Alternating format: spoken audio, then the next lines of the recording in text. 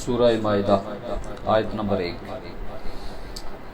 اعوذ باللہ من الشیطان الرجیم، بسم اللہ الرحمن الرحیم۔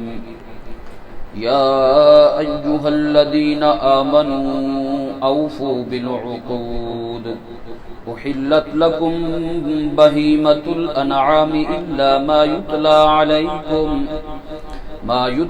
علیکم غیر محل الصید وانتم حرم، ان اللہ یحکم ما یرید۔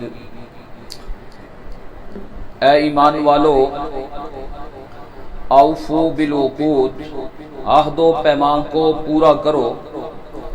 احلت لکم بہیمۃ الانعام، تمہارے واسطے مویشی قسم کے چوپائے حلال کر دیے گئے ہیں۔ الا ما یتلی علیکم، سوائے ان کے جو تم پر تلاوت کیے جائیں گے۔ غیر محل الصید، اس حال میں کہ تم حالت احرام میں شکار کو حلال سمجھنے والے مت ہو۔ ان اللہ یحکم ما یرید، بلا شبہ اللہ تبارک و تعالی فیصلہ فرماتا ہے جو وہ چاہتا ہے۔ یا ایھا الذین آمنوا، اے ایمان والو، اوفوا بالعقود، عہد و پیمان کو پورا کرو۔ احلت لکم، تمہارے لیے حلال کر دیے گئے ہیں، بہیمۃ الانعام، مویشی قسم کے چوپائے۔ الا ما یتلی علیکم، سوائے ان کے جو عنقریب تم پر تلاوت کیے جائیں گے۔ غیر محل الصید وانتم حرم، اس حال میں کہ تم لوگ شکار کو حلال کرنے والے، شکار کو حلال نہ سمجھو۔ وانتم حرم، حالت احرام میں۔ ان اللہ یحکم ما یرید، بے شک اللہ تبارک و تعالی جو چاہتا ہے حکم دیتا ہے، فیصلہ فرماتا ہے۔ یہ سورہ مائدہ ہے اور یہ 5ویں نمبر میں سورت قرآن کی جو مصحفی ترتیب ہے اس میں یہ 5ویں نمبر پر ہے سورہ مائدہ، اور یہ سورہ مائدہ ابھی مدنی صورتوں میں سے ہے، اور یہ آخری جو اترنے والی صورتیں ہیں ان میں سے ایک صورت ہے۔ یہ سن 6 ہجری سے لے کر 9 ہجری، اور ایک تو آیت اس میں ایسی بھی ہے کہ جو سن 10 ہجری میں آپ علیہ السلام جب حجۃ الوداع کے موقع پر خطبہ ارشاد فرما رہے تھے اس وقت نازل ہوئی تھی۔ اس لیے بعض مفسرین کی رائے یہ ہے کہ قرآن مجید کی یہ سب سے آخر میں نازل ہونے والی سورہ مبارکہ ہے، اور اس میں ابو حیان جو مفسر ہیں وہ فرماتے ہیں کہ اس کا بعض حصہ صلح حدیبیہ کے مقام پر اترا، اور بعض حصہ جو ہے فتح مکہ، اور بعض حصہ جو ہے وہ حجۃ الوداع کے موقع پر نازل ہوا۔ اور اس صورت کے اندر اللہ تبارک و تعالی نے بہت سارے سماجی نوعیت کے، سیاسی نوعیت کے اور معاشی نوعیت کے جو مسائل ہیں ان کے بارے میں ہدایات ارشاد فرمائی ہیں۔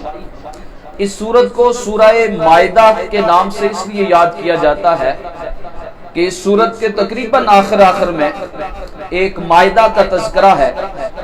مائدہ عربی زبان میں اس دسترخوان کو کہتے ہیں جس پر اشیاء کو چن دیا گیا ہو، یعنی ساری خورد و نوش کی اشیاء اس پہ لگا دی گئی ہوں، تو ایسے دسترخوان کو مائدہ سے تعبیر کیا جاتا ہے۔ اور اگر خالی دسترخوان ہے تو اس کو خوان کے نام سے یاد کرتے ہیں عرب میں۔ اس لیے آپ علیہ السلام، ترمذی شریف کی روایت ہے کہ آپ علیہ السلام نے کبھی بھی چھوٹے یا بڑے میز پر کھانا تناول نہیں فرمایا۔ چھوٹے یا بڑے میز پر آپ علیہ السلام نے کھانا رکھ کر کے تناول نہیں فرمایا۔ تو پھر پوچھنے والے نے پوچھا کہ پھر حضور علیہ السلام کا طرز عمل، اس دو جہاں کے آقا کا جو طریقہ تھا وہ کیا تھا کھانے کا؟ تو فرمایا آپ علیہ السلام چٹائی پر یا چمڑے یا کپڑے کے خوان پر اشیاء رکھ کر کے تناول فرمایا کرتے تھے۔ یعنی یہ گویا طریقہ سنت ہے کہ نیچے بیٹھ کر کے کھانا چاہیے، الا یہ کہ کسی آدمی کو کی تکلیف ہے تو پھر ایک الگ صورت ہے، لیکن تندرست لوگوں کو ضرور چاہیے کہ وہ نیچے بیٹھ کر کے گھر والوں کو بھی آگاہ کرنا چاہیے۔ یہ پیارے آقا علیہ الصلوۃ والسلام کی سنت ہے کہ نیچے بیٹھ کر کے کھانا کھایا جائے۔ اور اس دسترخوان کا تذکرہ جو ہے وہ آگے جا کر کے آئے گا کہ حضرت عیسیٰ علیہ السلام کے ماننے والوں نے حضرت عیسیٰ علیہ السلام سے کہا تھا کہ دیکھیے جی ہم تو آپ کی بات مانیں گے، لیکن ایک آسمان سے دسترخوان اترے اور اس میں اشیاء چنی ہوئی ہو اور طرح طرح کی چیزیں ہوں، وہ اوپر سے نازل ہو اور ہمارے سامنے بچ جائے اور ہم اس میں کھائیں، اور کھانے کے بعد پھر ہم لے کر کے آئیں گے ایمان۔ چنانچہ اس دسترخوان کا جو تذکرہ ہے وہ اس سورت کے آخر میں ہوگا، اس لیے اس سورت کا یہ نام جو ہے اس سورہ مائدہ کے نام سے یاد کی جاتی ہے۔ پچھلی سورت میں اللہ تبارک و تعالی نے آخر میں یہ ارشاد فرمایا تھا یبین اللہ لکم ان تضلوا، اللہ تمہارے سامنے یہ احکامات واضح کر کے بیان کرتا ہے، اس کی وجہ یہ ہے کہ تم گمراہ نہ ہو جاؤ، گمراہی سے بچانا چاہتا ہے۔ تو چونکہ یہ سورہ مبارکہ ایسے وقت میں نازل ہوئی کہ جب مدینہ کی ریاست مستحکم ہو چکی تھی اور پیارے آقا علیہ الصلوۃ والسلام سے اڑوس پڑوس کے خطرات تقریباً ٹل چکے تھے، اور آپ علیہ الصلوۃ والسلام نے ادھر ادھر جو کفار کو بہت ساری شکستیں دے رکھی تھی، اور اب یہ محفوظ جب ریاست ہو گئی، اس لیے اس میں عرب کے باشندوں کو زیادہ خطاب ہے۔ اس سے پہلی جو صورتیں تھی اس میں آپ دیکھیں سورہ بقرہ میں یہود کو زیادہ خطاب ہے، سورہ آل عمران میں عیسائیوں کو زیادہ خطاب کیا گیا، نجران کا جو وفد آیا۔ سورہ نساء میں آپ اللہ تبارک و تعالی نے کمزور طبقوں کے احکامات بیان فرمائے ہیں، عورتیں ہیں، بچے ہیں، یتیم بچیاں، بچے، ان کے احکامات ذکر کیے۔ اب چونکہ ریاست مضبوط ہو گئی، سیاسی معاشی سماجی قسم کے جو مسائل ہیں ان کے بابت اللہ تبارک و تعالی نے اس میں مکمل ہدایات دی ہیں، اور بہت ساری حلت حرمت کے احکامات نازل فرمائے کہ مسلمان تو وہ ہے جو امتیاز کرتا ہو، یہ حلال چیز ہے، یہ حرام چیز ہے، یہ سارے کے سارے چھپاؤں میں جو حلال ہیں جو حرام ہیں ان کا تذکرہ آئے گا، وضو کے مسائل آئیں گے، غسل کے مسائل آئیں گے، اور اسی طرح تیمم اور دیگر جو چیزیں ہیں، شہادت کا مسئلہ اس میں بیان کیا گیا۔ تو یہ جو اس وقت کی ضرورت تھے قوانین وہ بیان فرمائے، اور سب سے پہلا جو حکم ہے وہ ارشاد فرمایا، اور وہ ایک آپ یوں سمجھے جیسے ہم جب کوئی بات کرنا چاہتے ہیں نا تو پہلے ایک اجمالی خاکہ بیان کرتے ہیں، اجمال بیان کرتے ہیں، پھر اس اجمال کی آگے تفصیلات ہوتی ہیں بہت ساری کہ آج میں یہ چند نکات پہ بات کروں گا۔ ایسے ہی اجمالی طور پر اللہ تبارک و تعالی نے ارشاد فرمایا اے ایمان والو عہد و پیمان کو پورا کرو، عہد و پیمان کو پورا کرو، اور بڑے خوبصورت انداز میں گویا کہ صفت کا تذکرہ فرمایا اے ایمان والو اوفو بالعقود، پورا کرو۔ عقود جو ہے نا یہ عقد کی جمع ہے، عقد عربی زبان میں جو ہے نا وہ گرہ کو کہتے ہیں، جب آپ گانٹھ مارتے ہیں نا اس کو مضبوط کر دیتے ہیں تو اس گرہ کو کیا کہتے ہیں؟ عقد۔ اس لیے نکاح والے کو بھی عقد کہتے ہیں، بے و شراء کا معاملہ ہو جائے اس کو بھی عقد کہتے ہیں، عقد نکاح میں لگنے جا رہا ہے جی، جڑنے جا رہا ہے، تو اصل میں عقد کا مطلب یہ ہے کہ وہ گرہ بندی، اس لیے عقود ارشاد فرمایا یعنی حدود و قیود کی جو بندشیں ہیں نا ان کو پورا، حقوق اور حدود کی، اور جو تمہارے اوپر یہ ضوابط اور قوانین لاگو ہونے والے ہیں نا ان کی جو بندشیں ہیں ان کی رعایت کرو، اوفو بالعقود۔ اس لیے معنی میں نے کر دیا عہد و پیمان کو پورا کرو، یہ ایک لازمی معنی ہے کہ عہد و پیمان کو پورا کرو۔ اب عہد و پیمان میں کون کون سے عہد آتے ہیں؟ تو اس میں وہ وعدہ بھی آتا ہے، وہ عہد بھی آتا ہے جو بندے اور اس کے رب کے درمیان قائم ہے، جس کا آگے جا کر کے تذکرہ آئے گا 9ویں پارے میں، وَإِذْ أَخَذَ رَبُّكَ مِنْ بَنِي آدَمَ مِنْ ظُهُورِهِمْ ذُرِّيَّتَهُمْ وَأَشْهَدَهُمْ عَلَىٰ أَنفُسِهِمْ أَلَسْتُ بِرَبِّكُمْ قَالُوا بَلَىٰ، کہ جب تیرے پروردگار نے وعدہ لیا تھا بنی آدم سے، کیا میں تمہارا پروردگار نہیں؟ تو قالوا بلا، سب نے یک زباں ہو کے یہ کہا تھا، کیوں نہیں، انت ربنا، آپ ہمارے پروردگار۔ یہ رب اور بندے کے درمیان جو عہد ہے اس کو بھی پورا کرنے والے ہو، بندے اور نبی کے درمیان جو عہد ہے وہ بھی پورا کرے، دو شخصوں کے درمیان، ایک مرد اور ایک عورت کے درمیان جو عہد عقد نکاح کی شکل میں جو عہد ہوا اس کی بھی پاسداری کرو، دو جماعتوں کے درمیان جو عہد ہو چکا ہے اس کو بھی پورا کرو، اور اسی طرح جو آپ نے اپنی رعایا کے ساتھ عہد کیا ہے اس عہد کی بھی پاسداری کرنا ضروری، دو ملکوں کے درمیان، دو اقوام کے درمیان، یعنی جتنے بھی اس میں عہد ہو سکتے ہیں وہ سارے کے سارے عہدوں کی پاسداری کرو۔ یہ گویا سب سے پہلا حکم اجمالی یہ دے دیا۔ اور پھر آپ علیہ الصلوۃ والسلام نے ارشاد فرمایا، جو بندہ اس طرح کا عہد کرے، اذا عاہد غدر، منافق ہے وہ کہ جو عہد کرے اور پھر دھوکہ دے، عہد کرے اور پھر دھوکہ دے جائے، یہ آدمی منافق ہے۔ پیارے آقا علیہ الصلوۃ والسلام کی زبان اقدس سے یہ کلمات جاری ہوئے۔ اسی لیے آپ جو اپنے بچے کو بھی عہد اس کے ساتھ کر رہے ہوتے ہیں نا، بیٹا تو فرسٹ آ گیا تو تجھے سائیکل دلاؤں گا، یہ آپ کا عہد ہے، یہ وعدہ ہو چکا ہے بچے کے ساتھ، اب آپ نہیں دلائیں گے، وعدہ کی خلاف ورزی ہے، عہد توڑ دیا آپ نے۔ اس لیے چھوٹے سے لے کر کے بڑے سے بڑے عہد تک تمام عہدوں کی پاسداری کرنے کا حکم سب سے پہلے ارشاد فرمایا۔ اس لیے ان عہدوں میں ایک عہد جو ہے وہ یہ بھی ہے کہ ہم مسلمان ہونے کی حیثیت سے جو ہمارے لیے حلال ہے ہم اس کو استعمال میں لائیں گے، اور جو حرام ہے اس کو حرام قرار دیں گے۔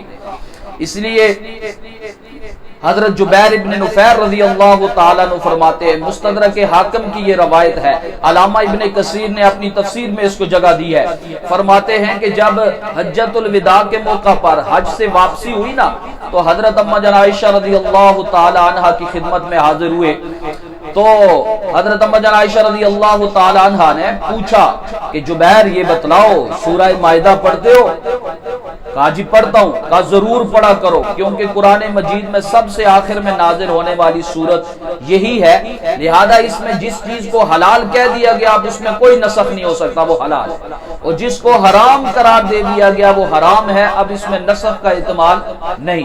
اور آپ علیہ الصلوۃ والسلام نے دیگر روایتوں میں بھی، اور یہ سورہ مبارکہ جب نازل ہوئی تھی نا، یہ آپ حجۃ الوداع کے موقع پر جا رہے تھے راستے میں سے، اور آپ علیہ الصلوۃ والسلام عصبہ، جو آپ علیہ الصلوۃ والسلام کی اونٹنی تھی نا، ایک قصوہ عصبہ کے اوپر آپ علیہ الصلوۃ والسلام تشریف فرما تھے اور جا رہے تھے، اور راستے میں یہ وحی نازل ہونے شروع ہوگی، اور وحی کی تو اتنی زیادہ گرمائش ہوا کرتی تھی کہ سخت سردی میں بھی آپ علیہ الصلوۃ والسلام کے پسینہ جو ہے وہ پیشانی سے ٹپکا کرتا تھا، سخت سردی میں بھی ایسے ہوتا تھا، اور آپ علیہ الصلوۃ والسلام انتہائی زیادہ تیز سانس لینا شروع ہو جاتے تھے، انتہائی سرخ ہو جایا کرتے تھے۔ یہ مسلم اور بخاری، امام بخاری رحمہ اللہ فرماتے کہ یہ وحی کا اتنا زیادہ بوجھ ہوتا تھا، تو جب آپ علیہ الصلوۃ والسلام کے اوپر یہ وحی کے آثار نازل ہونے شروع ہوئے تو صحابہ پہچان جایا کرتے تھے، تو وہ جو عصبہ ہے نا بس اس کی ٹانگیں ٹوٹنا شروع ہو گئی تھی، بس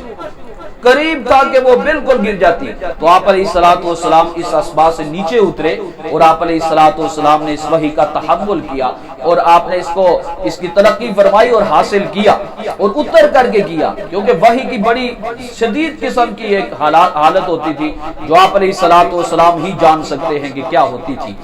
اس لیے بعض صحابہ نے فرمایا کہ آپ علیہ الصلوۃ والسلام کی یہ گھٹنا مبارک ہماری ران پہ ہوتا تھا اور وہی نازل ہونا شروع ہوتی تھی، ایسا محسوس ہوتا تھا کہ ہڈیاں چورا ہو جائیں، یعنی اتنی سخت ہوتی تھی یہ وحی کی یہ کیفیت جو آپ علیہ الصلوۃ والسلام پہ نازل ہوتی تھی۔ تو یہ آخری نازل ہونے والی صورتوں میں یہ ایک صورت ہے، فرمایا عہدوں کو پورا کرو، عہد و پیمان کو پورا کرو، ان وعدوں میں ایک چیز یہ بھی ہے کہ حلال اور حرام کی تمیز رہے۔ فرمایا احلت لکم بہیمۃ الانعام، تمہارے واسطے مویشی قسم کے چوپائے جو ہے وہ کیا کر دیے گئے؟ حلال۔ بہیمہ جو ہے نا، بہیمہ یہ چرنے والے جانوروں کو کہتے ہیں، گھاس پھوس جو چرتے ہیں نا اس کو بہیمہ سے بولتے ہیں۔ ان میں چونکہ عقل نہیں ہوتی نا، اس لیے بعضوں نے کہا ان میں عقل ہوتی نہیں، بعضوں نے کہا عقل تو ہوتی ہے لیکن بالکل انسانوں کی بنسبت بالکل تھوڑی سی عقل ہوتی ہے۔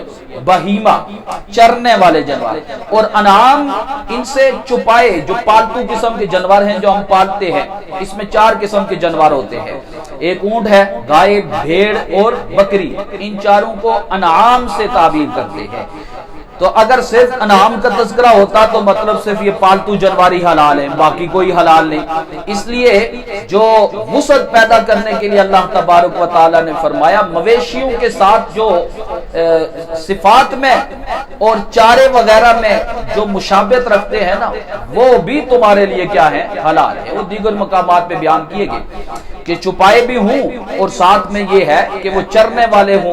اب بہت سارے ایسے چرنے والے ہیں جو چھپائے بھی ہیں لیکن وہ حرام ہے، کیونکہ انسان کی جسم کے لیے یا روح کے لیے وہ نقصان دہ ہے، اس لیے اللہ تبارک و تعالیٰ نے حرام کرا دیا۔ ہاں ان سے دیگر چیزیں جو ہے وہ حاصل کر سکتا ہے بندہ، جو ان کے فوائد ہیں وہ لیے جا سکتے ہیں۔ فرمایا الا ما یتلا علیکم، سوائے ان کے جو تمہارے اوپر بھی پڑھے جائیں گے۔ اور پڑھنے کے آگے آ گیا نا، یہ آگے آ گیا حرمت علیکم المیتہ والدم ولحم الخنزیر وما اہل لغیر اللہ بہ والمنخنقہ والموقودہ والمتردیہ والنطیحہ۔ یہ آگے جو تمہارے اوپر پڑے جائیں گے نا، ان کے علاوہ جو جانور ہیں یعنی خصوصی قیودات ہیں، گر کر کے مر گیا، کٹ کر کے مر گیا، ایسے جانور نہیں کھائے جا سکتے اگرچہ وہ چھپائے ہی کیوں نہ ہو، اس لیے فرمایا حلال ہیں۔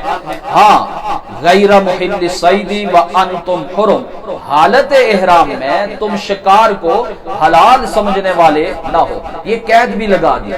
حالت احرام کیا ہوتا ہے؟ احرام کیا ہے؟ احرام کو فقیرانہ لباس ہوتا ہے جو آدمی پہن کر کے اللہ تبارک و تعالیٰ کے اس گھر کی زیارت کے لیے روانہ ہوتا ہے، اور وہ فقیرانہ لباس جو ہے وہ 2 کپڑوں پر مشتمل ہوتا ہے، دونوں سفید ہوں تو بہتر چیز ہے کہ ایک تہبند کی شکل میں، ایک اوپر چادر کی شکل میں ہوتا ہے، اور وہ حرم کے ارد گرد ایک خاص جگہ مقرر ہے کہ ان کو آپ وہ 2 کپڑے پہنے بغیر عبور نہیں کر سکتے، اور وہ میقات جو ہے ان سے تجاوز آگے بڑھنے کے لیے ضروری ہے کہ آپ وہ احرام پہن کر کے جائیں۔ کہا حالت احرام میں، احرام اس کو اس لیے کہتے ہیں کہ بہت ساری چیزیں نا اس میں حرام قرار دے دی جاتی ہیں، جو عام زندگی میں آپ کے لیے ٹھیک ہے، آپ خوشبو استعمال کر سکتے ہیں لیکن وہاں آپ استعمال نہیں کر سکتے۔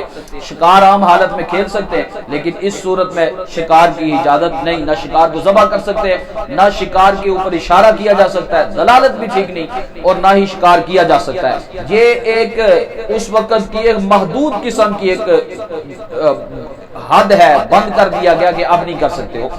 ہاں ان اللہ یحکم ما یرید، آخر میں ارشاد فرمایا بے شک اللہ جو چاہتا ہے وہ حکم دیتا ہے، جو چاہتا ہے وہ فیصلہ کرتا ہے، یعنی ہر بندہ ہر مسئلے کی حکمت اور مصلحت کے پیچھے مت پڑے کہ اس کی کیا علت ہے، کیوں اللہ نے یہ حلال کر دیا، کیوں حرام کر دیا، خنزیر کیوں حرام ہے جی، وہ بھی تو یہی چارہ شارہ کھاتا ہے، یہ کرتا ہے وہ کرتا ہے، اچھا گدھا کیوں حرام ہے، یہ کیوں حرام ہے، یہ کہ کیوں مت کرو۔ ان اللہ یحکم ما یرید، اللہ جو چاہتا ہے وہ کیا کرتا ہے، حکم دیتا ہے۔ تم کون ہوتے ہو پوچھنے والے، اس شہنشاہ کو پوچھنے کی کیا مجال تمہیں، مت پوچھو۔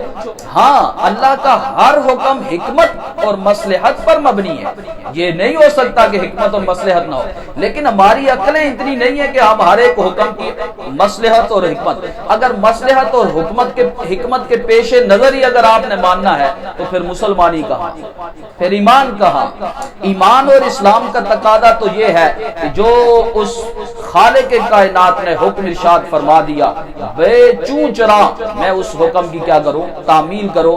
یہ گویا ایک اصول دے دے مسلمان کو، بس یہ چوں چرا نہیں کرنی چاہیے۔ خنزیر کیوں حرام ہے جی، کیوں حرام ہے؟ ایک تو دلیل سب سے بڑی قرآن مجید میں آیا، دوسرا ان اللہ یحکم ما یرید، اللہ جو چاہتا ہے وہ حکم ارشاد فرماتا ہے، اس نے پیدا کیا ہے تو ہر کمپنی جو اپنی اس کی پروڈکٹ ہوتی ہے اس کے لیے کچھ نہ کچھ قیودات نہیں رکھتی۔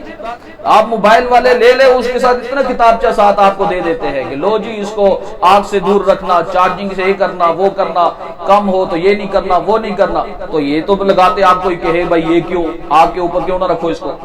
اب یہ حکمت ہے، تلاش کرنے کی کوئی ضرورت نہیں. اس لیے فرمایا ان اللہ یحکم ما یرید، اللہ جو چاہتا ہے وہ کیا کرتا ہے، فیصلہ کرتا ہے. جو کہا اللہ تبارک و تعالیٰ سے عطا فرمائے.